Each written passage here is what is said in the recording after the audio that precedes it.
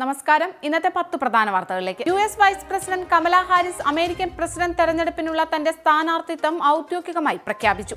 സ്ഥാനാർത്ഥിയാകുന്നതിന് ആവശ്യമായ വിവിധ ഔദ്യോഗിക രേഖകളിൽ അവർ ഒപ്പുവെച്ചു. US പ്രസിഡന്റ് തെരഞ്ഞെടുപ്പിലെ റിപ്പബ്ലിക്കൻ സ്ഥാനാർത്ഥിയായ ഡൊണാൾഡ് ട്രംപുമായി കൂടിക്കാഴ്ച നടത്തി ഇസ്രായേൽ പ്രധാനമന്ത്രി ബെഞ്ചമിൻ നെതന്യാഹു. ഫ്ലോറിഡയിലെ ട്രംപിന്റെ എസ്റ്റേറ്റിൽ വെച്ചായിരുന്നു കൂടിക്കാഴ്ച. ഗാസയിൽ വെടിനിർത്തൽ പ്രഖ്യാപിക്കുന്നതിനുള്ള മാനദണ്ഡങ്ങളിൽ മാറ്റം വരുത്താൻ ഇസ്രായേൽ ഒരുങ്ങുന്നു. വടക്കൻ ഗാസയിലേക്ക് പലസ്തീൻ പൗരന്മാർ സ്വതന്ത്രമായി മടങ്ങി ിനെ ഇസ്രായേൽ എതിർക്കുമെന്നാണ് സൂചന. പാരീസ് ഒളിമ്പിക്സിലും ഇസ്രായേലിനെതിരെ പ്രതിഷേധം.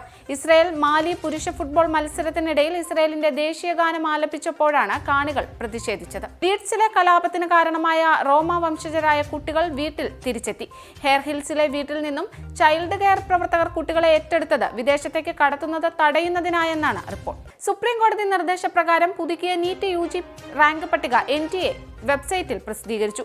ഒരു മലയാളി അടക്കം 17 പേർക്കാണ് പുതിയ പട്ടികയിൽ 1ാം റാങ്ക് ലഭിച്ചത്. ദില്ലി വിമാനത്താവളത്തിൽ വൻ മയക്കുമരുന്ന് വേട്ട. 60 കിലോ കൊക്കൈനുമായി ജർമ്മൻ പൗരത്വമുള്ള ഇന്ത്യൻ വംശജനെ CBI അറസ്റ്റ് ചെയ്തു. കൂടോത്രത്തിനെതിരെ ലോക്സഭയിൽ സ്വകാര്യ ബിൽ അവതരിപ്പിച്ച് ബെന്നി ബെഹനാൻ MP. യുക്തിചിന്ത പ്രോത്സാഹന ബില്ലാണ് അവതരിപ്പിച്ചത്.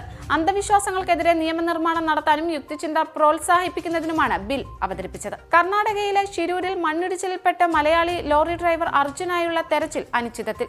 നാവികസേനയുടെ മുങ്ങൽ വിദഗ്ധർക്ക് ഷിരൂരിലെ ഗംഗാവാലി നദിയിൽ ഇറങ്ങാൻ അനുകൂല സാഹചര്യം ഇല്ലാത്തതിനാലാണ് തെരച്ചിൽ അനിശ്ചിതത്തിൽ ആയിരിക്കുന്നത്. സെൻ നദീതീരത്ത് വിസ്മയ കാഴ്ചകൾ ഒരുക്കി 2024 ഒളിമ്പിക്സിന് ഔദ്യോഗിക തുടക്കം കുറിച്ചു.